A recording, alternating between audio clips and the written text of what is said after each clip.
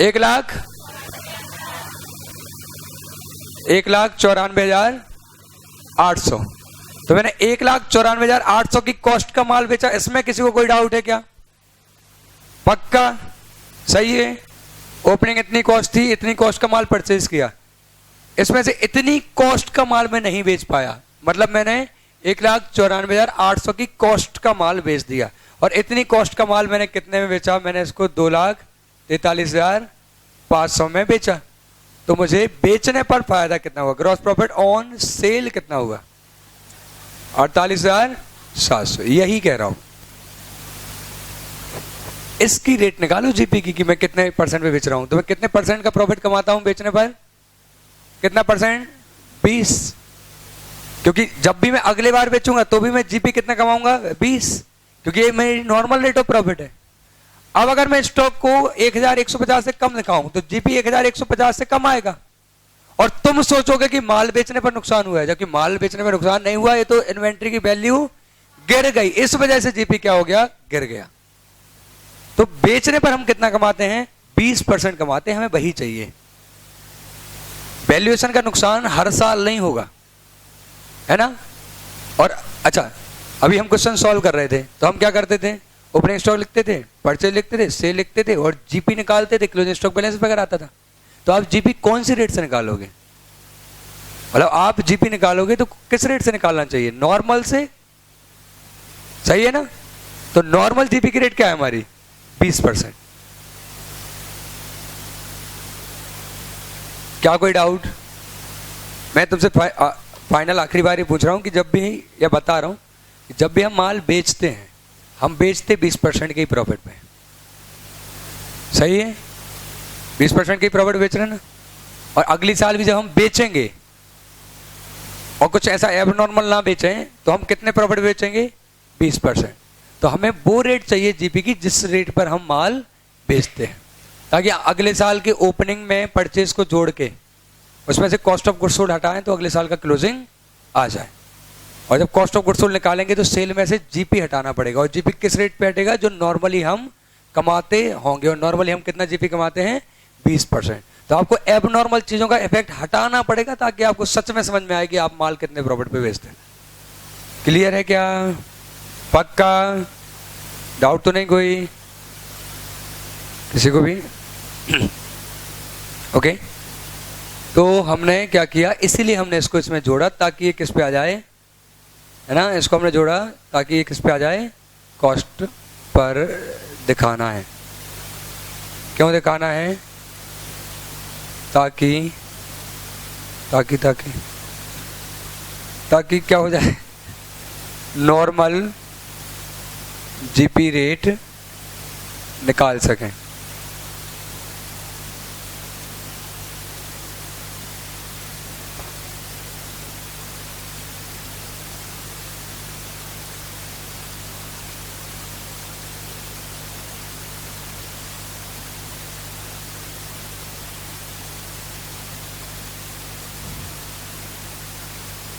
Okay, यहाँ तक ठीक है। अब हम बढ़ते हैं क्वेश्चन को आगे लेके। अब हमें निकालना है, ये तो हमने यहाँ क्यों बनाया, हमें एक क्लोजिंग स्टॉक नहीं चाहिए, यहाँ से हमने जीपी की रेट निकाली ना। अमाउंट कितना आ गया था? 48,700। अब इस जीपी की रेट को यूज़ करके हम अपना आगे का काम करेंगे। और क्वेश्चन को आगे रीड कर लेते हैं, नीचे क्या लिखा है। तो फिर से पढ़ रहा हूँ मैं क्वेश्चन को शुरू से। ओपनिंग स्टॉक था 36,750, फिर क्लोजिंग था, परचेज रिटर्न थी, ये पिछले साल की थी। फिर इस बार की परचेज कितनी है? 81,000। इस बार की सेल कितनी है? 1,15,600। ठीक है। अच्छा, ओपनिंग स्टॉक कौन सा होगा इस बार का? जो पिछली बार का क्लोजिंग होगा। और इस बार का क्लोजिंग वही तो निकालना है ना। आग लगी उसी दिन का तो क्लोजिंग हमें निकालना है। तो देखना ओपनिंग ए हो जाएगा। इसको किस पे दिखाएं किस पे नहीं दिखाएं बात कर लेंगे। परचेज दिया गया है, सेल दिया गया है, जीपी रेट निकालोगे तो जीपी आ जाएगा। बैलेंस वगैरह में क्या बचेगा? क्लोजिंग। खत्म। तो हम देखते हैं आगे। In valuing the stock for the balance sheet as at 31 December 2010, 1150 had been written off on certain stock which was a poor selling line having the cost of 3450. मैं इसका भी वर्किंग नोट बना दूं कि calculation of cost of stock, वो जरूरी है बनाना, है ना, मार्क्स मिलेंगे उसके। तो वर्किंग नोट नंबर 1 बनना था और ये बनेगा जीपी बनेगा 2, है ना, पहले तो ये बनेगा। तो calculation of cost of stock as on 31 December 2010। तो आ गया book value of stock. Stock की बुक वैल्यू क्या है, तो वह 39800 प्लस कर देंगे हम अमाउंट रिटर्न ऑफ, और वो है 1150। तो कॉस्ट ऑफ स्टॉक कॉस्ट है, ठीक है, अब हो जाएगी 40, फिर बोल गया मैं 950। अब क्या हुआ है, in value in the stock 1150 had been return off on certain stock which was poor selling line having the cost of 3450। A portion of these goods were sold in March 11। In goods का कुछ portion मार्च में बेचा गया, आग लगी मई में, तो आग लगने के पहले, बाद में नोट कर लेना, बाद में नोट कर लेना, समझ लो, सड़ा सा क्वेश्चन एक बार हो जाए बस बात खत्म। तो अ portion of these goods were sold in March 11 at a loss of 125 on original cost of 1725। जो 3450 है, इसका एक पोर्शन जिसकी कॉस्ट क्या थी 1725, उसको बेचा गया 125 के लॉस पर। बताओ उसको कितने में बेचा गया, कितने में बेचा गया, 1600, है ना। तो 1725 की जिसकी कॉस्ट थी उसको 125 के लॉस पर बेचा गया, तो उसकी कॉस्ट क्या हो गई, 1600 की उसकी कॉस्ट हो गई। The reminder of this stock was now estimated to be worth the original cost. बताओ कितना बचा, और 3450 में से कितनी कॉस्ट वाला बिक गया, 1725 की कॉस्ट वाला बिक गया, कितना और बचा, 1725 की कॉस्ट वाला बच गया। और the reminder of this stock was now estimated to be worth the original cost. तो जो बचा उसकी वैल्यू ओरिजिनल कॉस्ट के बराबर है, मतलब कितना, 1725। Subject to the above exception, बस ये एक्सेप्शन है एक, gross profit has remained at a uniform rate throughout, बाकी सारी सेल पर जीपी की रेट सही है। तो बताओ टोटल सेल कितनी दी गई इस पीरियड में, 115,600। इसमें एबनॉर्मल सेल कितनी होगी, 1600, है ना। तो ओपन करते हैं फिर। The stock salvage was 2900, so the amount of claim of stock destroy by fire. Memorandum trading account to be prepared for the period from 1 January to 19 May for normal and abnormal. Underline करें, जो आपसे account पूछा गया वो किसके लिए पूछा गया, फॉर नॉर्मल एंड एबनॉर्मल, मतलब आपको सेपरेट कॉलम बनाना है, सेपरेट कॉलम्स बनाने हैं आपको, ऐसे लिख लो। चलो कर लेते हैं, ठीक है, तुम बताते जाना, मैं लिखते जाऊंगा। तो मैं बना रहा हूँ पहले memorandum trading account, okay, for the period, कौन से पीरियड के लिए बना रहा हूँ, 1 जनवरी 2011 टू 19 मई 2011। ऐसे थोड़ी करा जाता है, ओके। ऑनर बोला कि नॉर्मल के लिए अलग बनाना, एब नॉर्मल के लिए अलग बना लेना, ठीक है। तो हम 2 बना लेते हैं कॉलम, ए बना लिया मैंने एब नॉर्मल के लिए, ए बना लिया मैंने नॉर्मल के लिए। टोटल का कॉलम बनाना है क्या, जरूरी नहीं है, ठीक है, अगर कन्फ्यूजन होगी तो मैं तो बना दूंगा। ए बनाया एब नॉर्मल और ए बनाया नॉर्मल। अब मुझे बस सॉल्व करना है, तो बस तुम देख लो, तुम बताते जाना भले, है ना, लेकिन मैं चाह रहा हूँ एक बार में तुम अच्छे से समझ जाओ इसको। तो देखना, जब तुम 2 ओपनिंग स्टॉक लिखोगे यहाँ, तो ओपनिंग स्टॉक वही होगा जो यहाँ पे क्लोजिंग है। तो इस क्लोजिंग की कॉस्ट क्या है, 40,950। इसमें एब नॉर्मल की कॉस्ट क्या है, 3450।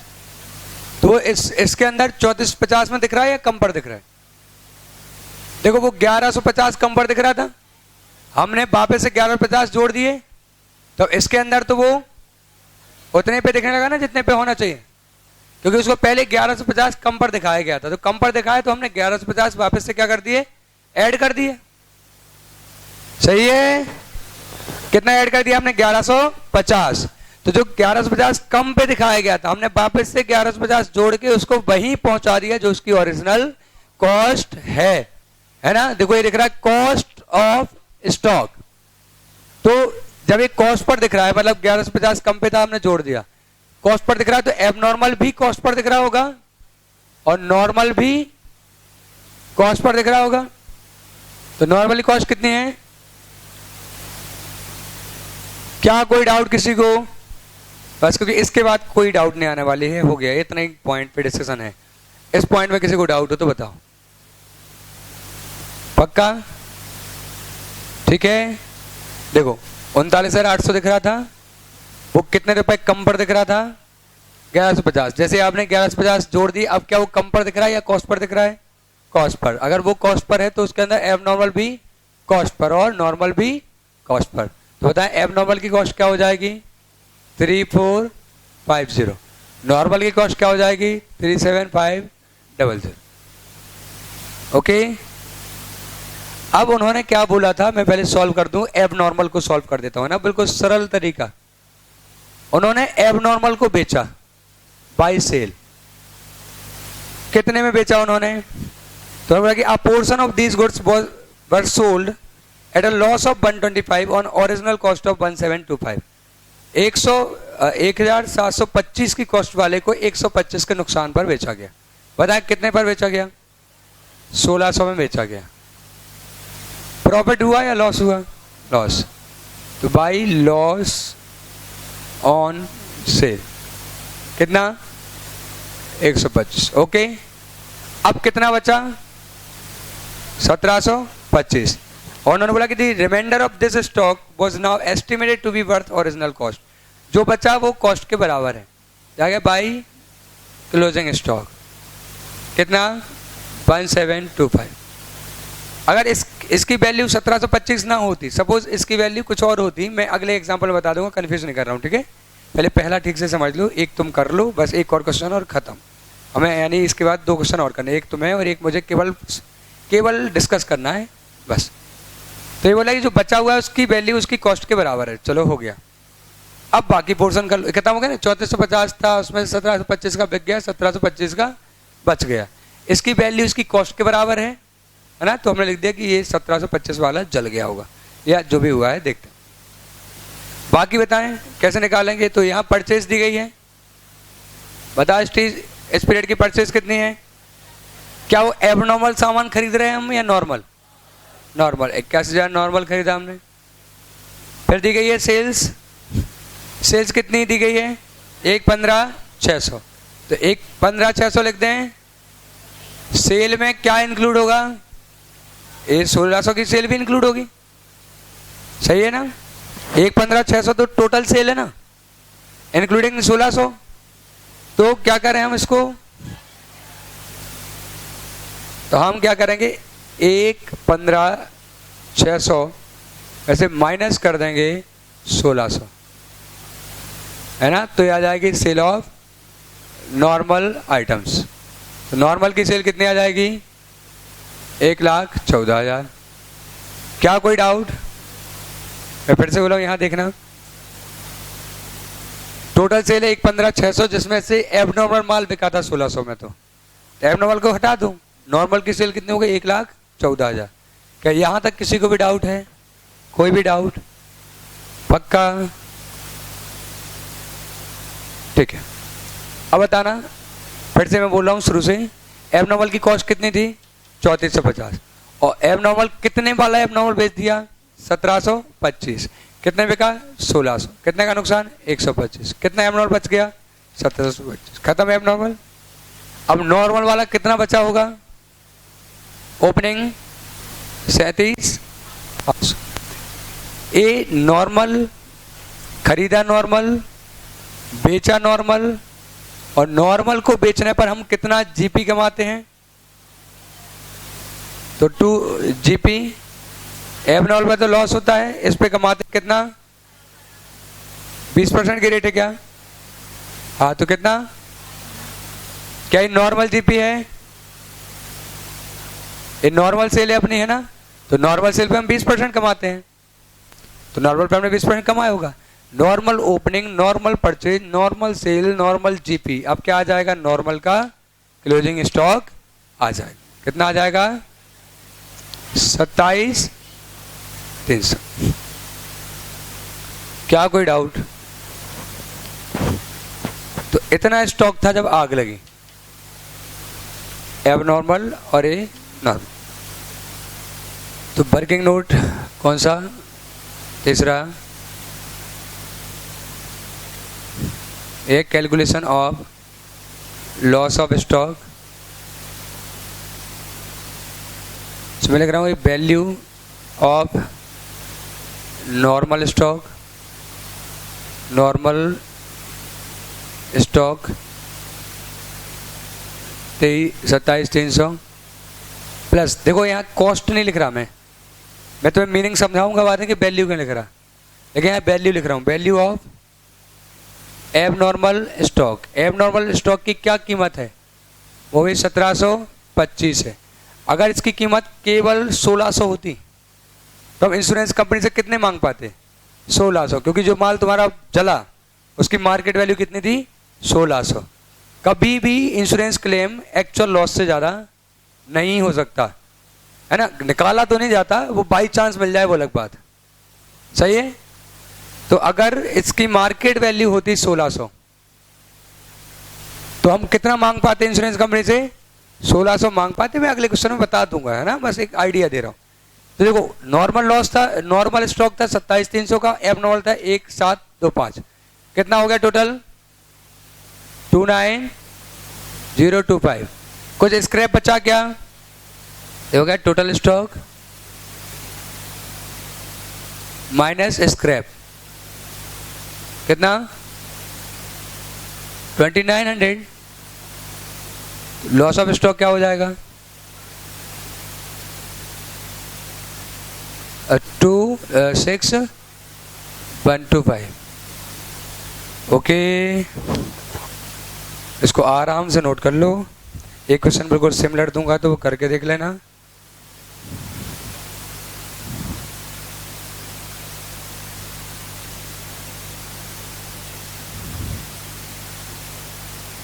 कितने लोगों ने पूरा नोट कर लिया?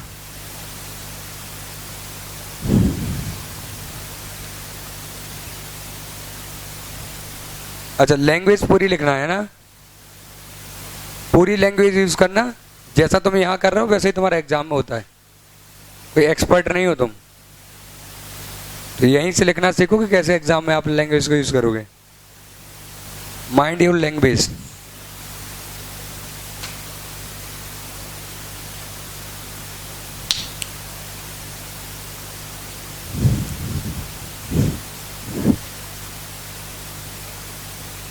अच्छा, आराम से लिख लेना, कोई जल्दी नहीं है, समझ समझ के। तुम्हें कोई डाउट आ रही है उसको पहले देखो, समझो, पूछो और लिख लो।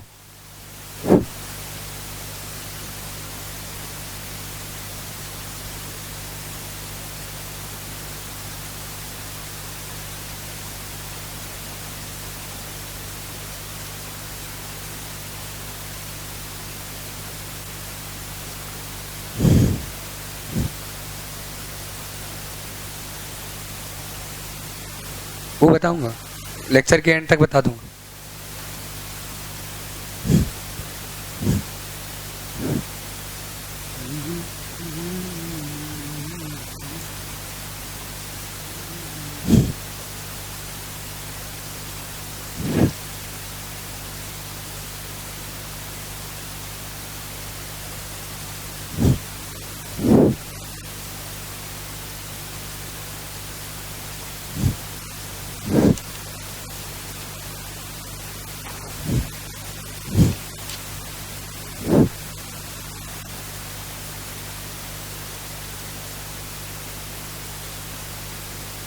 जिनका हो गया हो उनको क्वेश्चन नंबर 2 करना है, ठीक है? जिनका हो गया हो, कोई जल्दी नहीं है, बिल्कुल आराम से लिखो। जिनका हो गया हो टाइम खराब ना करें, उनको करना है क्वेश्चन नंबर 2। ठीक है,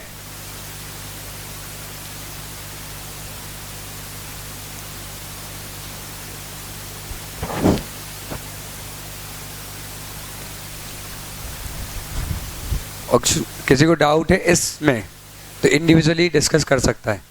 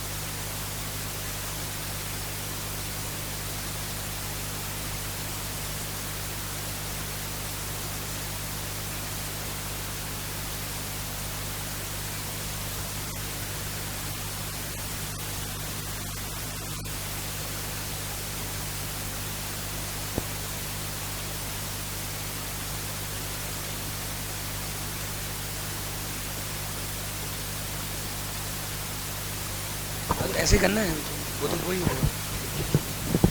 हाँ बना बना। नॉर्मल एबनॉर्मल की बाइफरकेशन करना है तुम्हें, इजी पड़ेगा, ठीक है। और मैंने ध्यान नहीं दिया इस क्वेश्चन में उन्होंने लॉस ऑफ स्टॉक पूछा था, क्लेम पूछा था।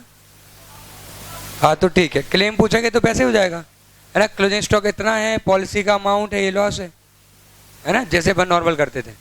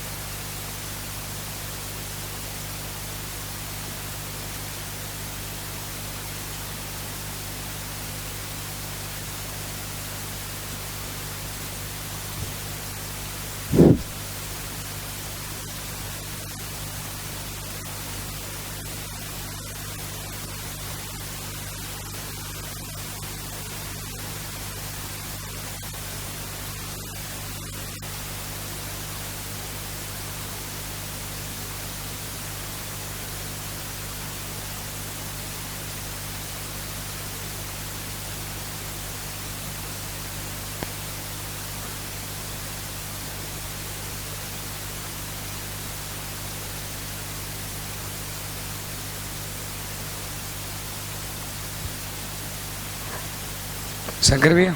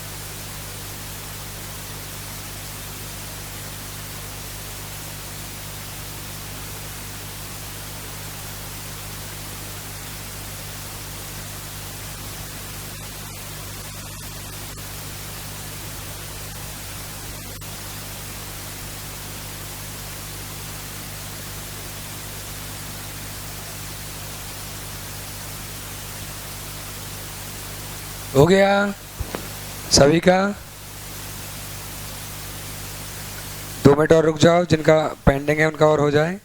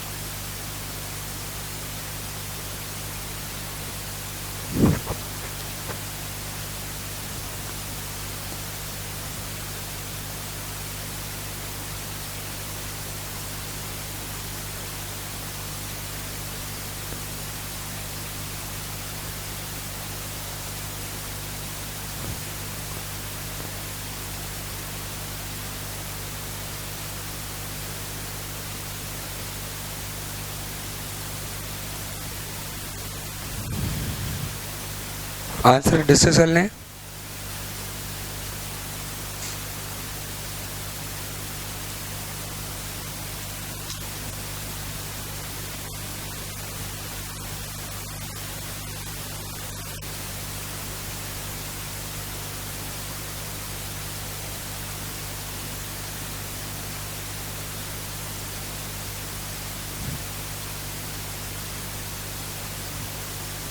क्या आंसर आ रहा है तुम्हारा? 45,000।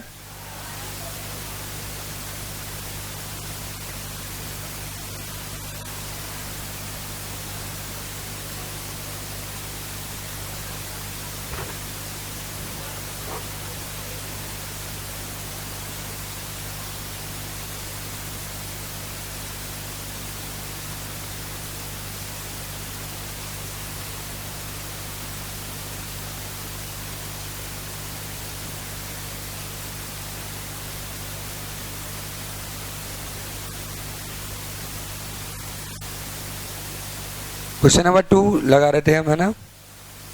Okay.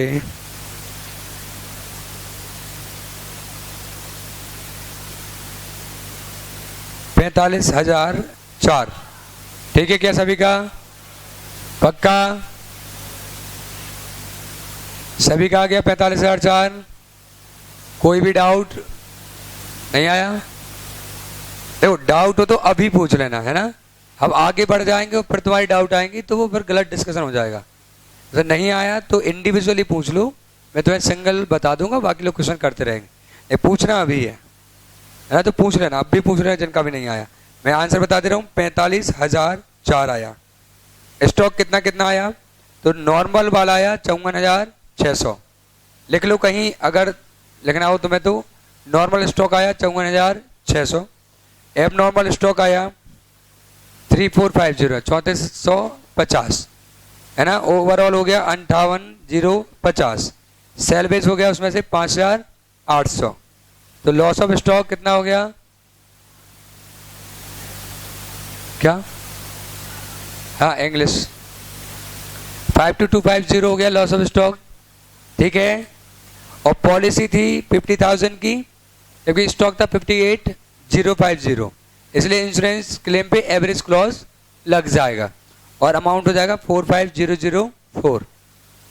Okay okay, assuming that you got the answer. हाँ बीच इंग्लिश में किसी ने टोक दिया। हाँ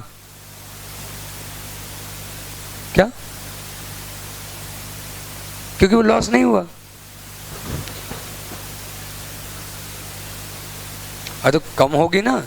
सोचो 1 लाख का स्टॉक था, अब 20,000 का नहीं चला, तो क्लेम कितने पे करोगे? 80 पे ही करोगे ना। एक्चुअल लॉस नहीं हुआ तो क्लेम थोड़ी हो।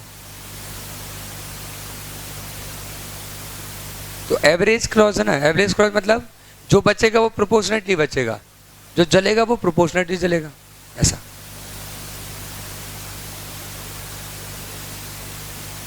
नहीं नहीं ऐसा नहीं होता, ये आपकी ड्यूटी होती है। आपने लॉ पढ़ाया? लॉ पढ़ाया? अच्छा वैसे कैसे पूछो? मिटिगेशन ऑफ लॉस वर्ड सुना है तुमने? मिटिगेशन ऑफ लॉस, तो ये ड्यूटी होती है उस व्यक्ति की जिसका लॉस ऑफ स्टॉक हो रहा है, कि वो लॉस को कम से कम करने की कोशिश करे। अगर ये बात प्रूव हो जाती है कि आपने लॉस को बचाने की कोशिश नहीं की, तो आपका क्लेम का अमाउंट छीना जा सकता है। अगर ये बात पता चल गई ना कि आप जिम्मेदार भी हैं उस चीज के लिए, तो आपको कोई क्लेम मिलेगा ही नहीं।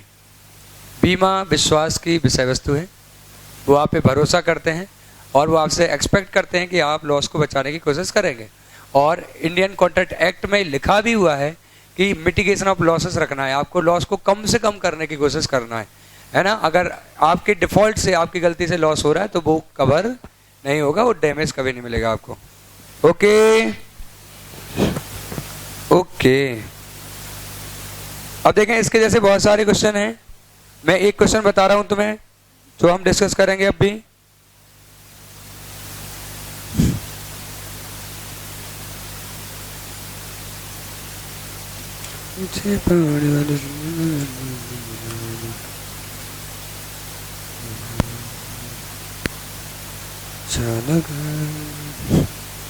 क्वेश्चन नंबर 12 होमवर्क है। 1 मिनट, कितना होमवर्क हो गया? ज्यादा नहीं दूंगा मैं। 2 क्वेश्चन हो गए, 4 हो गए। हाँ कल 4 चेक करा देना। 3 हो गए। अरे 1 मिनट रुक जा। अभी मान लो मैंने 12वां क्वेश्चन नहीं दिया, अब बताओ कितने होमवर्क हो गए? हाँ कौन कौन से क्वेश्चन होमवर्क हो गए? Question number 15, question number 26। अभी मैं एक बार चेक कर लूँ कौन से हैं 15 और 26। हाँ 15 नॉर्मल क्वेश्चन है, करके आना है। और क्वेश्चन नंबर 26 मैंने होमवर्क दिया, ऐसा तुम बोल रहे हो। अरे वो तो सड़ा सा क्वेश्चन है। ठीक है, अब देखिए क्वेश्चन नंबर 16 की तरफ। हाँ हाँ 12वां होमवर्क लिख लो। मैं तुम्हें 4 क्वेश्चन दूंगा होमवर्क, ठीक है? तो क्वेश्चन नंबर 16 देखें एक बार।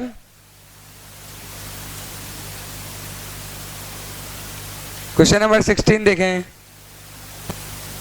देख लिया क्या? पूरा क्वेश्चन देख लिया? इसके ऊपर लिख दें एग्जाम टाइम। इसके ऊपर एग्जाम टाइम लिख दें। अभी लिखना है एग्जाम टाइम, नहीं तो मैं एग्जाम 11/11/2007, ठीक है? तो 11 नवंबर 2007 को the premises of Rocky limited was destroyed by fire. The following information is made available. Stock दिया गया है 1 अप्रैल 2006 का, परचेज अप्रैल से मार्च 2007 तक, सेल 6/7 की दी गई है, स्टॉक क्लोजिंग दिया गया है, और फिर से परचेज 1 अप्रैल 7 से 11 नवंबर 7 तक की, और सेल्स 1 अप्रैल 7 से 11 नवंबर 7। देखो पहले एग्जाम में अच्छे क्वेश्चन पूछे गए। 2007 का भी क्वेश्चन बढ़िया है, थोड़ा सा अच्छा है। 2008 का क्वेश्चन भी बढ़िया है। In valuing the stock on 31 March 7 due to damage 50% of value of stock which originally cost 22,000 was return off. है ना, ये क्वेश्चन अच्छे से पूछा गया, मतलब प्रॉपर। उन्होंने बोला कि the value of stock on 31 March 7 due to damage 50% of value of stock which originally cost 22,000 was return off. जिसकी ओरिजिनल कॉस्ट कितनी है? 22,000। उसकी कितनी कॉस्ट को राइट ऑफ करा गया? 11,000 को राइट ऑफ करा गया। तो जो क्लोजिंग स्टॉक दिख रहा है कितना? 2 लाख। उसको अपन कॉस्ट पे ले जाएंगे तो कितना कर देंगे? 2,11,000। क्या कोई डाउट? पक्का? फिर लिखा इन जून 2007, आग लगने के पहले, है ना, नवंबर में आग लगी, तो इन जून 2007 about 50% of this stock was sold for 5,500। 50% stock को 5,500 पे बेचा गया। अच्छा बताओ, जो बेचा गया उसकी कॉस्ट क्या? 11,000। ये वही 11 है जो अभी निकाला था ना? अच्छा, ओरिजिनल एबनॉर्मल की ओरिजिनल कॉस्ट क्या है? एबनॉर्मल की ओरिजिनल कॉस्ट क्या है? वो कितने पे कम दिख रहा था, तो हमने कितना जोड़ दिया? 11। वो देखने लगा नॉर्मल कॉस्ट पे। अब एबनॉर्मल के कॉलम में कॉस्ट कितनी आ जाएगी? यहाँ कितना आ जाएगी? 22। मैं लिख सकता हूँ लेकिन लिख नहीं रहा हूँ, लिख दूंगा तो अब भी खत्म हो जाना है वो, तो तुम्हें इमेजिनेशन बढ़ाना है। तो 22,000 की ओरिजिनल कॉस्ट दिख रहा है। अब उन्होंने क्या बोला कि इन जून अबाउट 50% ऑफ दिस स्टॉक, इस स्टॉक का 50%, तो कितना हो गया? 11,000 को बेचा गया, ठीक है? तो about 50% of this stock was sold for 5,500। तो 11,000 वाले को बेचा गया 5,500 में। बताओ कितने का लॉस हुआ? 5,500 का लॉस हुआ। क्या कोई डाउट? मजा आ रहा है?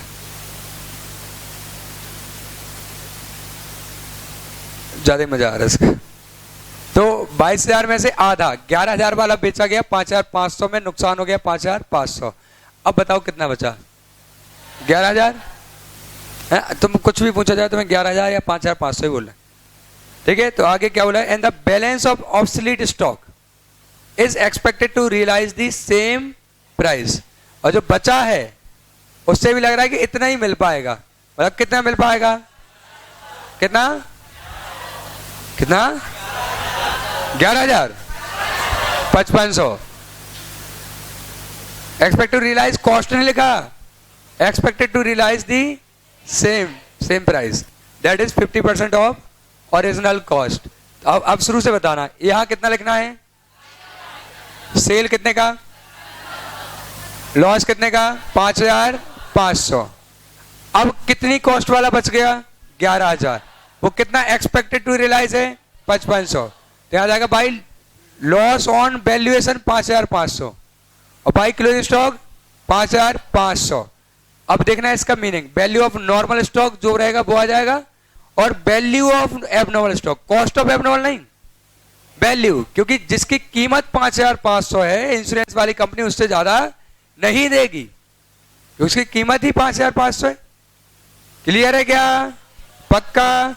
हाँ, तो यहां जब वैल्यू ऑफ एबनॉर्मल स्टॉक लिखोगे तो कितना लिखोगे, 5500, और यहां लिखोगे 5500, यहां लिखना by loss on valuation, valuation का नुकसान कितना है 5500 और बाय क्लोजिंग स्टॉक है 5500। ओके, अगर तुम नहीं लिखना चाहते तुम 11 लिख दो, तो यहां 11 लिख के जब यहां 11 जोड़ोगे तो वैल्यू ऑफ एबनॉर्मल स्टॉक कितना लिखोगे, 11 माइनस 50%, है ना। मतलब इंश्योरेंस कंपनी आपको उसकी वैल्यू से ज्यादा नहीं देगी, क्योंकि मतलब उसकी वैल्यू 5500, मतलब बिकता तो 5500 में बिकता, जल गया तो 11000 मांग रहे। आप पूरा प्रॉफिट इंश्योरेंस कंपनी से कमा रहे, आप कंपेंसेशन में कभी प्रॉफिट नहीं कमा सकते, समझ रहे हैं आप इंश्योरेंस कंपनी से प्रॉफिट नहीं कमा सकते। कंपेंसेशन का मतलब हिंदी में होता है क्षतिपूर्ति, और क्षतिपूर्ति मतलब जितनी क्षति उतने की पूर्ति होगी, है ना। कभी भी बेनिफिट नहीं हो सकता, वो हो जाए वो अलग बात है, होना नहीं चाहिए, नियम है। हाँ वही, हाँ ऐसे ही कुछ है, ओवरमाई फिडाई। तो gross profit ratio is to be assumed as uniform in respect of other sales, stock sales from the fire amount to 11,500। Compute the value of stock lost in fire, केवल वैल्यू ऑफ स्टॉक निकालना, हो जाएगा ना तुमसे। हाँ यही मैं सोच रहा था कि हो जाएगा ये तुमसे। अब जो क्वेश्चन नंबर 12 मैंने तुम्हें दिया वो और देख लो एक बार, है ना, मैं रीड कर दे रहा हूँ, तुम कर लेना। अननेसेसरी नहीं, मैं मतलब सीए जैसा नहीं हूँ कि नहीं मैं तो छोड़ूंगा तो तभी जब ऑफिस का टाइम खत्म हो जाएगा। मेरे चार्टर्ड बहुत अच्छे थे, और अगर काम नहीं है तो नहीं जाओ। मैंने जब फर्म ज्वाइन करी तो 7 दिन तक मैं ऑफिस से नहीं गया। 7वें दिन तो मुझे लगा कि इसमें काम है भी कि नहीं। लोधा इन कंपनी नाम से देखो, और फिर जब मैं गया तब फिर मैंने उनको बोला कि सर थोड़ा ज्यादा नहीं हो रहा है। From the following information ascertain, question number 12 जो मैंने तो होमवर्क दिया है। From the following information ascertain the value of stock as on 31 March 2012। Value of stock पूछ रहे हैं वो आपसे, लॉस ऑफ की बात है नहीं, ट्रेडिंग अकाउंट बनवा रहे हैं, क्वेश्चन में 11th क्लास की बातें पूछी जाएंगी। स्टॉक ओपनिंग है 28,500, परचेज है 51,500, मैन्युफैक्चरिंग एक्सपेंस है 30,000, सेलिंग एक्सपेंस है 12,100, एडमिनिस्ट्रेशन एक्सपेंस है 6,000 और फाइनेंशियल एक्सपेंस है 4,300। क्या मतलब, वो तुमसे इतना पूछना चाह रहे कि क्या तुम्हें ट्रेडिंग बनाना आता है सच में, ठीक है, कि ऐसे ही आ गए तुम। तो क्या क्या नहीं आएगा ट्रेडिंग में, सेलिंग नहीं आएगा, एडमिनिस्ट्रेशन नहीं आएगा, फाइनेंशियल नहीं आएगा, और कुछ मतलब नहीं। ओपनिंग दिया है, परचेज दिया है, ठीक है, सेल्स दिया है, क्लोजिंग तुमसे पूछा गया, जीपी नीचे बता दिया गया होगा। तो सुनो, at the time of valuing stock as on 31 March 11 मतलब 1 अप्रैल 11 को जो स्टॉक वैल्यू करा गया, sum of 3500 was return off, कितना राइट ऑफ करा गया, 3500 was return off on particular item which was originally purchase for 10,000 and was sold during the year for 9,000, उसको 9,000 में करंट ईयर में बेचा गया। Bearing the transaction relating to this item, बस इस आइटम के ट्रांजेक्शन को छोड़ दो, the gross profit earn during the year was 20% on cell. अच्छा, पिछली बार हम क्या करते थे, इसके क्लोजिंग को सुधार के जीपी की रेट निकालते थे। जीपी उन्होंने दे रखा है, कितना है 20, अरे यहां तक तो तुम आ गए, अब बस तुमसे ये बनवा रहे हैं वो। क्लियर है, क्या बताएं यार। हाँ अरे मैं कुछ नहीं कर रहा हूं, मैं तुम्हें क्या मतलब यार, तुम्हें ऐसा लगता है।